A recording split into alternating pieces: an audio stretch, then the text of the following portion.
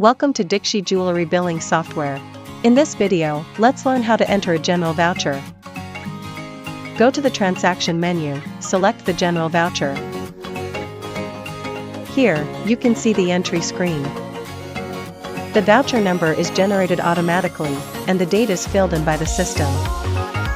Next, select the voucher type, for example, journal, payment, or receipt.